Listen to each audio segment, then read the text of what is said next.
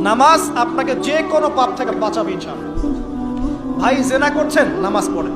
Pornography দেখেছেন, তাও তওবা করে নামাজ পড়েন। আপনি হারাম অ্যাফেয়ার্সে আছেন, হতাশ হয়েন না, নামাজ পড়েন। গোনা ছাড়তে পারছেন না, নামাজ পড়েন। সুদ খাচ্ছেন, নামাজ পড়েন। আপনি পতিতালয়ে গিয়েছেন, নামাজ পড়েন। বেপর্দা চলছেন, তাও নামাজ পড়েন।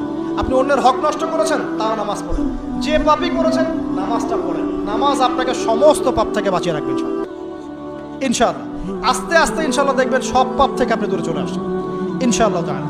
মানুষের সাথে খুব বেশি মেলামেশা করবেন না। মানুষের সাথে খুব বেশি মেলামেশা করলে ইবনুল কাইয়িম রাহিমাহুল্লাহ বলেছেন অন্তর কঠিন হয়ে যায়।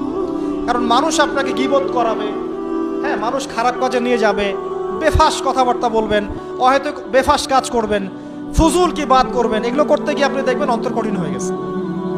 এত বেশি মানুষের সাথে মেলামেশার দরকার নেই, প্রয়োজন যতটুকু অতটুকু করবেন।